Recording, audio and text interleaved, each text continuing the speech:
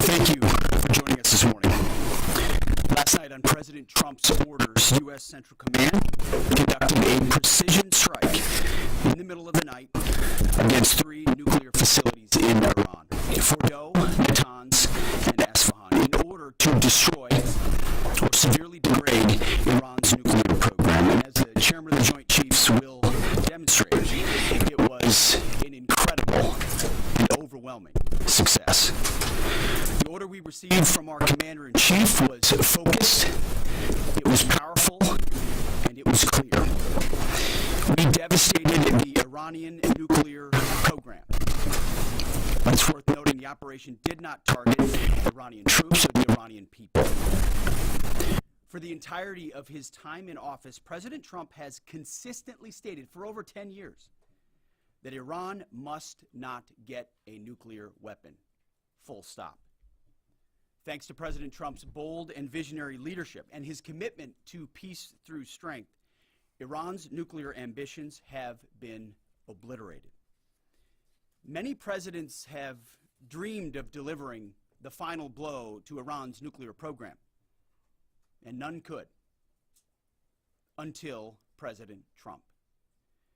The operation President Trump planned was bold and it was brilliant, showing the world that American deterrence is back. When this president speaks, the world should listen. And the U.S. military, we can back it up. The most powerful military the world has ever known. No other country on planet Earth could have conducted the operation that the chairman is going to outline this morning. Not even close.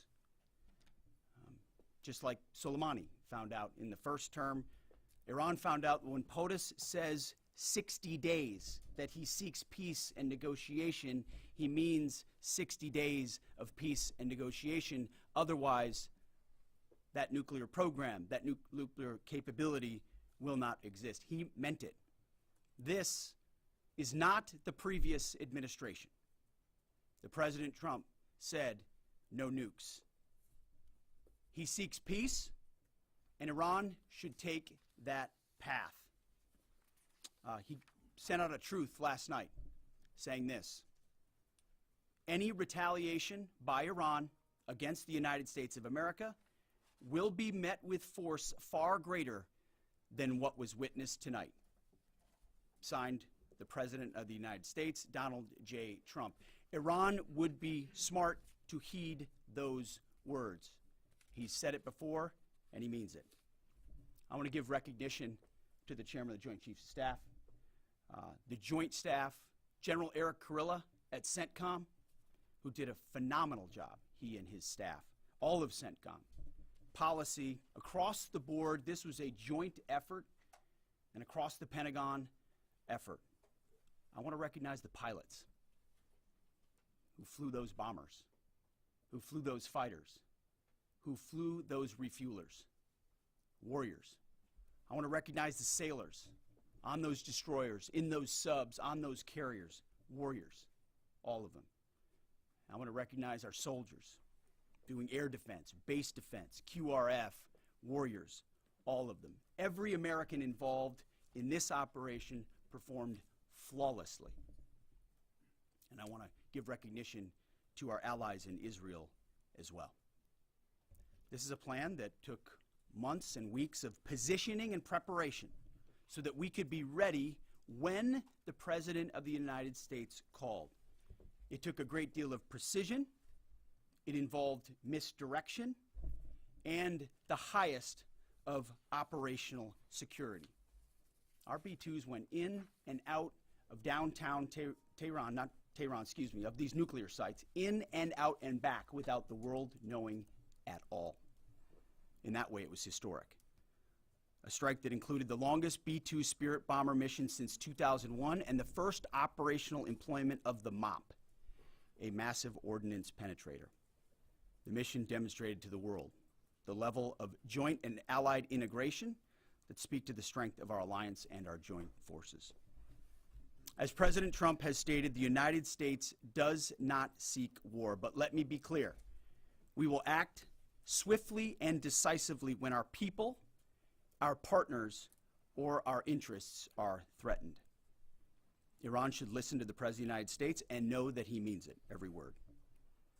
I want to give congratulations to our Commander-in-Chief. It was an honor to watch him lead last night and throughout, and to our great American warriors on this successful operation. God bless our troops. God bless America.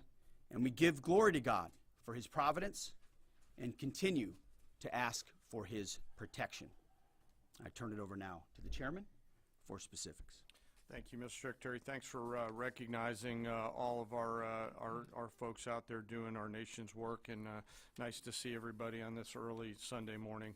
Last night, on the President's orders, U.S. Central Command, under the command of General Eric Kurilla, executed Operation Midnight Hammer, a deliberate and precise strike against 3 Iranian nuclear facilities. This was a complex and high-risk mission carried out with exceptional skill and discipline by our joint force. I want to thank every service member, planner, operator that made this mission possible.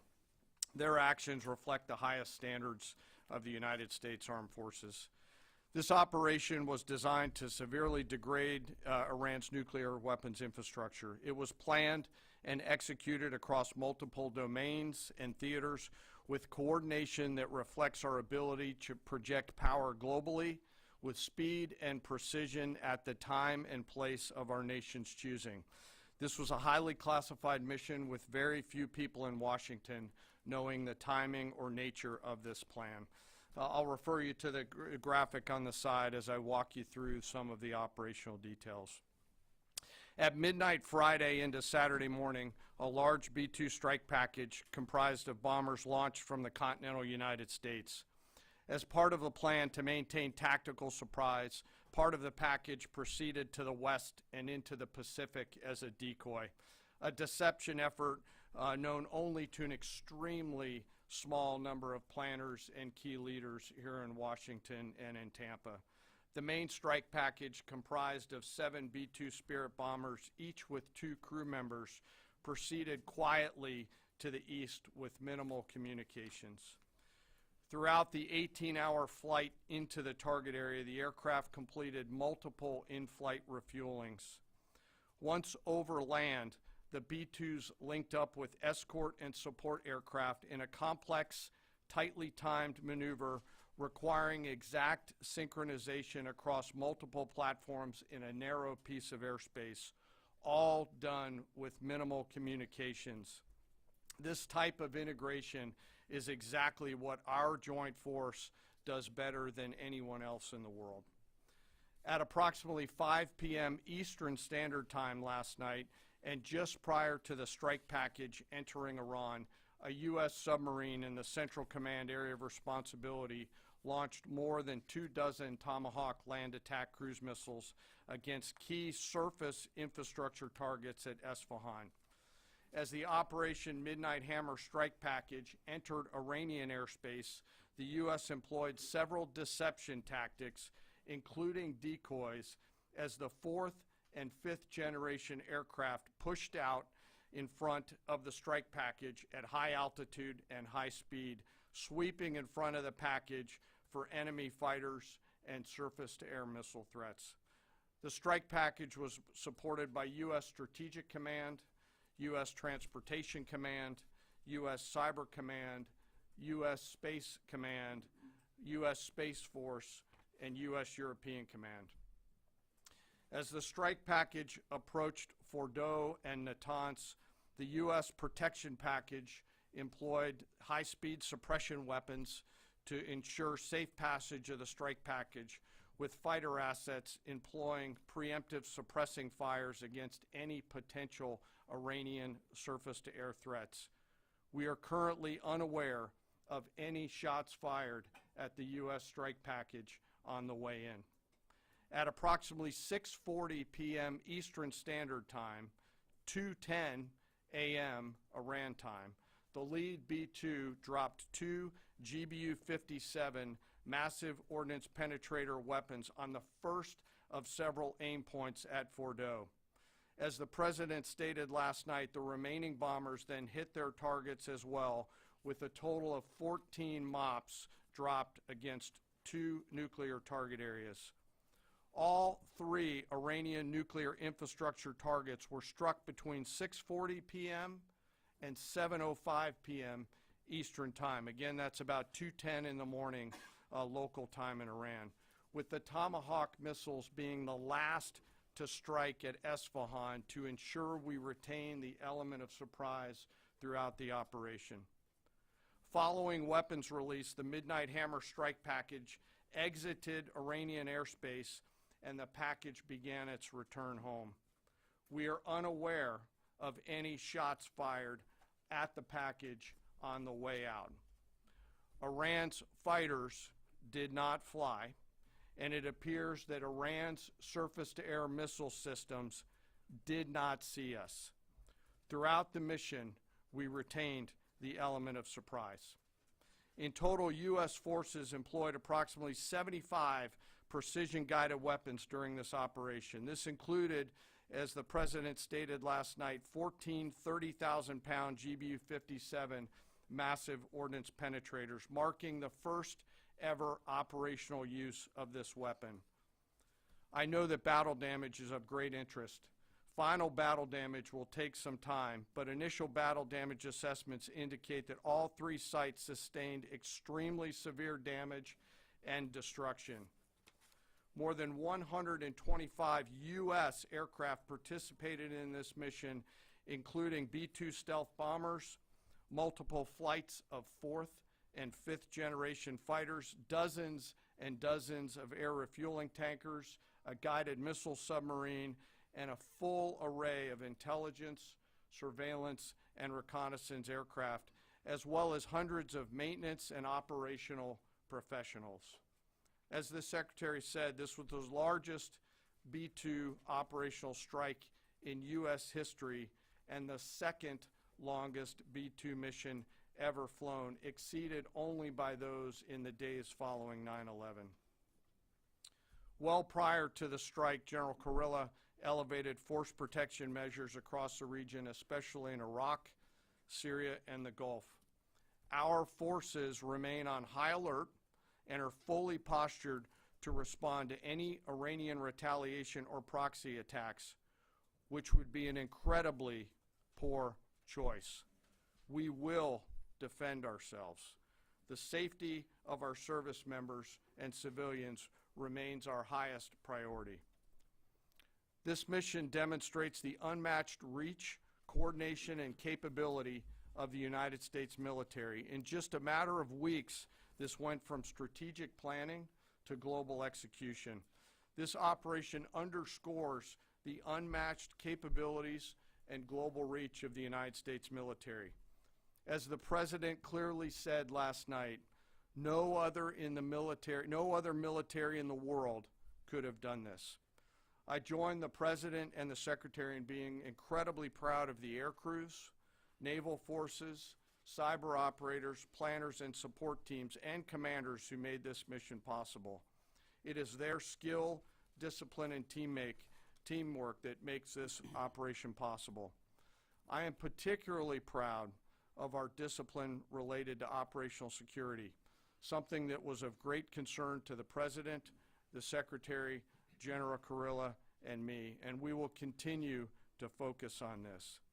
As we stand here this morning, many assets are still airborne, and we have hundreds deployed. I ask that we keep our warfighters on their way home and our deployed service member in our thoughts. Our joint force remains ready to defend the United States, our troops, and our interests in the region. Thank you very much. We will take a few questions, Phil.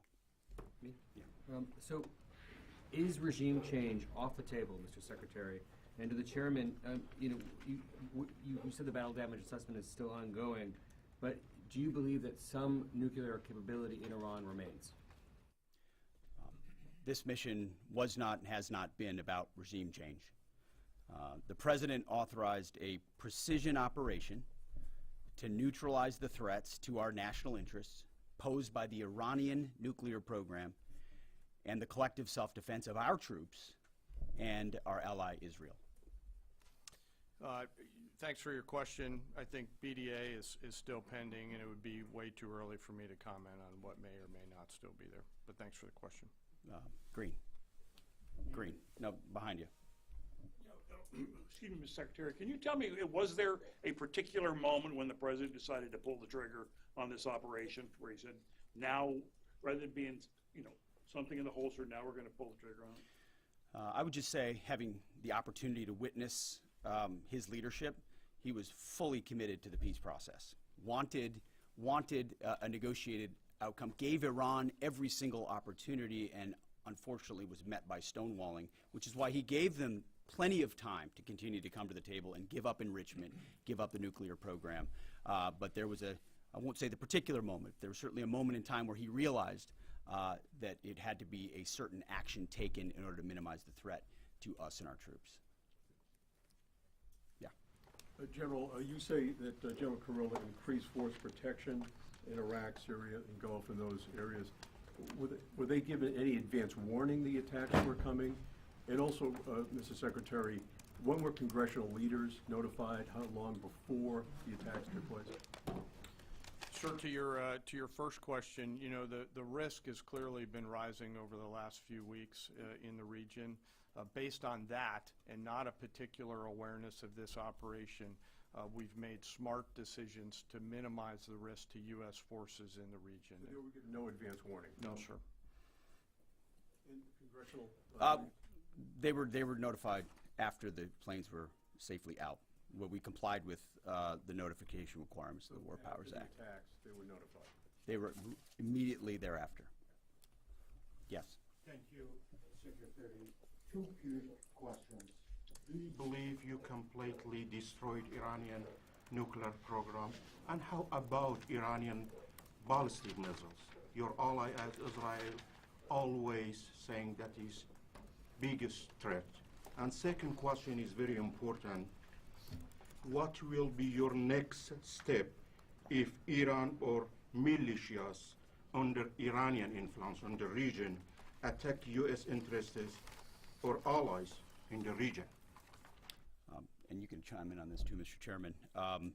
The battle damage assessment is ongoing, but our initial assessment, as the chairman said, is that all of our precision munitions struck where we wanted them to strike and had the desired effect, which means especially in Fordo, which was the primary target here, we believe we achieved destruction of capabilities there. Ultimately, wherever it may be, whether it's in Iraq or Syria or bases in the Gulf, as the president said, it would be, as the chairman said, it would be a very bad idea for Iran or its proxies to attempt to attack American forces.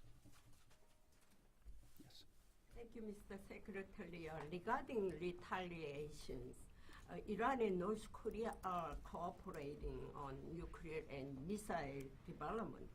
Do you think there is a possibility that Iran, North Korea, and the other forces, such as China, will join forces to retaliate against the United States?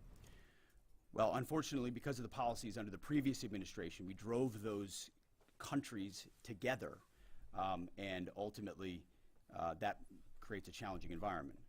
For this particular operation, the focus is on Iran and Iranian nuclear capabilities. That's our focus here, is to not just say that they can't have, but President Trump has said from over 20 years, frankly, Iran cannot have a nuclear weapon. And ultimately, he decided this is the moment, given their stonewalling, when direct military action had to be taken to prevent that from happening. Yes. Thank you very much. General Caine, I understand OPSEC, I respect OPSEC. Can you say at all what security procedures are being taken to protect U.S. troops in Iraq and elsewhere in the Middle East?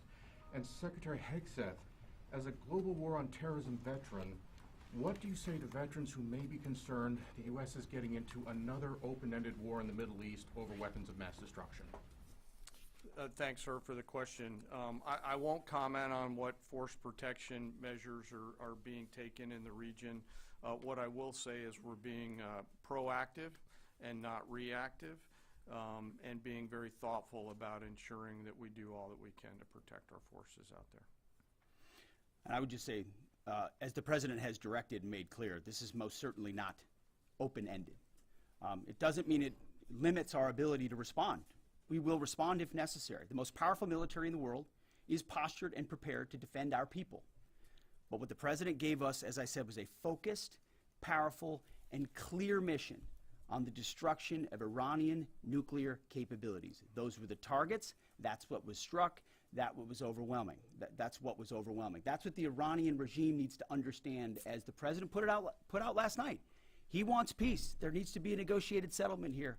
We ultimately demonstrated that Iran cannot have a nuclear capability. That is a very clear mission set on this operation. Yes, hold on. Yes, right there. Thank you, Mr. Secretary. Question for the Secretary and the Chairman. How was this strike coordinated with the Israelis on a strategic level, militarily, and on a tactical level? Was there any direct Israeli military participation in this operation? Well, I would say certainly Israel had an incredible military success, especially at the beginning and ongoing, in degrading Iranian capabilities, in degrading Iranian launchers, MRBMs. It's been incredible to watch what our ally Israel has been able to do. And there certainly have been conversations. I mean, General Kurilla at CENTCOM has worked closely in the defense of Israel for many years. And part of this operation was the defense of Israel and the ongoing defense of Israel. But as it pertains to this strike, this was U.S. operated and U.S. led. We took advantage of some of the preparatory work that's been done over the past week and a half in terms of axis of approach. I won't get into the particulars, but as the Secretary said, it was a U.S. strike. We made sure we were not in the same piece of airspace and sky. Aside from that, that was the extent of it. We'll take a couple more. Yeah, right there. Question to the Secretary first. Are you concerned whatsoever now about the reaction from U.S. allies given the strike, particularly those in the Gulf? And to the Chairman, if I may, I understand you don't want to speak to specific assets and force protection measures, but do you anticipate at least having to bring in any further assets from other theaters to aid in force protection over the coming days? We certainly understand the challenges of allies in the region, and we have been respectful and working in collaboration with them as it pertains to basing and sensitivities there. Ultimately, they've got a lot of assets and people in those locations also where American troops are co-located. So that's a consideration of ours. We've been in close consultation with them, and we appreciate the support that we have got. Thanks for the question on sort of the global picture, and as you know, that's one of my jobs, is to look globally at the entire range of challenges. We are always carefully considering our force posture around the world and then offering options to the Secretary and to the President. I won't comment on any future things, but the American people should know that we carefully consider those moves around the world and try to modulate as needed our force structure in the region. Absolutely. Yeah, right here. Thank you. What communications are being sent to the Iranians right now, and is there any possibility of diplomacy now or in the coming days? I can only confirm that there are both public and private messages being directly delivered to the Iranians in multiple channels, giving them every opportunity to come to the table. They understand precisely what the American position is, precisely what steps they can take to allow for peace, and we hope they do so. Yes. The president may not want an open-ended conflict. The Iranians may disagree. Are you prepared for a protracted war? Well, anything can happen in conflict. We acknowledge that. But the scope of this was intentionally limited. That's the message that we're sending. With the capabilities of the American military, nearly unlimited. So Iran, in that sense, has a choice. But we've made it very clear to them, this is nuclear sites, this is nuclear capabilities, this is the line that the president set, and we set that back. Now is the time to come forward for peace, but I think one of the takeaways from this as well is the unprecedented level of ongoing cooperation. I can't speak highly enough of the chairman and his staff and General Kurilla in CENTCOM, what they've done to look around the corner, to pre-position, to understand how an operation like this comes together. The scope and scale of what occurred last night would take the breath away of almost any American if you had an opportunity to watch it in real time. And I think Tehran is certainly calculating the reality that planes flew from the middle of America in Missouri overnight, completely undetected over 3 of their most highly sensitive sites, and we were able to destroy nuclear capabilities, and our boys in those bombers are on their way home right now. We believe that'll have a clear psychological impact on how they view the future, and we certainly hope they take the path of negotiated peace. But I could not be more proud of how this building operated, of the precision, the sensitivity, and the professionalism of the troops involved in this effort. I will take one more. We'll take one more question. Yes, right there. Thank you, Mr. Secretary. Concerning the justification for these strikes, in March, the Office of the Director of National Intelligence released their threat assessment, concluding, quote, Iran is not building a nuclear weapon, and Caine has not authorized the nuclear programs he suspended in 2003, unquote. So what new intelligence does the U.S. have since then that the Iranians have changed their position on nuclear weapons? And does this new intelligence come from U.S. sources and methods, or are we getting this information from other countries? Well, I would just simply say that the President's made it very clear. He's looked at all of this, all of the intelligence, all of the information, and come to the conclusion that the Iranian nuclear program is a threat, and was willing to take this precision operation to neutralize that threat in order to advance American national interests, reduce the Iranian nuclear program, and obviously collective self-defense of ourselves and our allies. So he looked at all of it, understood the nature of the threat, and took bold action I think the American people would expect in a commander-in-chief. That's all we've got. Thank you very much. Appreciate it. Mr. Chairman. Mr. Chairman, do you have any of the WC-135s up to check for radioactive material?